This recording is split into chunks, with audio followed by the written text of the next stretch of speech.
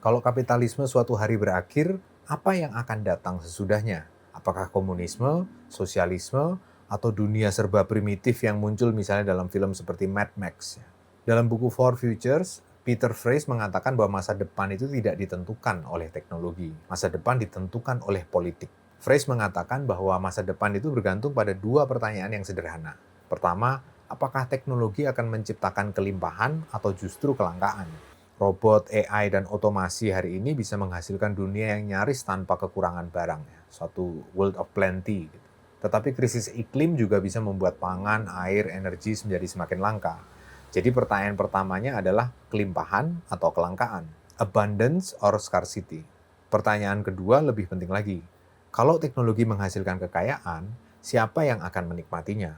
Apakah semua orang? Atau hanya segelintir elit yang memiliki robot, AI, paten, dan sumber daya lainnya.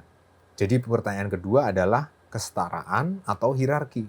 Nah, dari dua pertanyaan itu lahirlah 4 kemungkinan ya. Kalau kita bagi ke dalam kuadran itu ketemu 4 ya. Yang pertama adalah dunia yang penuh kelimpahan, abundance, tetapi dibagi secara setara. Nah, ini yang disebut oleh Peter Fraser sebagai komunisme ya. Robot bekerja, manusia bebas bekerja lebih sedikit dan menikmati lebih banyak waktu luang. Sebaliknya, kalau dunia itu penuh kelimpahan, abundance, tapi hanya dimiliki oleh elit, artinya ada hierarki, maka itulah yang disebut oleh Fraser sebagai rentism. Jadi rente berbasis pada sewa ya. Jadi masalahnya di sini bukanlah kekurangan bahan, melainkan semua barang itu dikunci hak paten, lisensi, dan kepemilikannya, sehingga kita hanya bisa menyewa si produk itu dalam bentuk layanan yang nggak terus harus diperbarui lewat model subscription misalnya. Bayangkan AI mampu menghasilkan apa saja, tetapi hanya bisa dipakai kalau kita membayar perusahaan tertentu.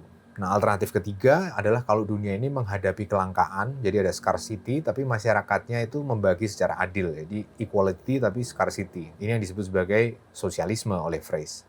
Di sini semua orang hidup lebih sederhana, tetapi pengorbanannya dibagi bersama. Sebaliknya, kalau dunia mengalami kelangkaan, scarcity, tetapi kekuasaan tetap dikuasai elit, jadi ada hierarki, inilah masa depan yang paling mengerikan menurut Fraser, yaitu exterminism, jadi pembumihangusan segala sesuatu. Dalam skenario ini, elit itu hanya melindungi dirinya sendiri, sementara sebagian besar manusia dianggap tidak lagi dibutuhkan dan oleh karena itu dikorbankan. Pelajaran terpenting dari buku Four Futures ini sederhana sebetulnya. Banyak orang bertanya apakah AI itu akan menyelamatkan kita atau menghancurkan kita. Peter Fraser menjawab bahwa pertanyaan itu keliru. Teknologi tidak pernah menentukan masa depan sendirian, ya. Robot yang sama bisa menghasilkan masyarakat yang setara atau masyarakat yang penuh penindasan. Yang menentukan bukanlah mesin itu sendiri. Yang menentukan adalah siapa yang memiliki mesin itu dan bagaimana hasilnya dibagikan.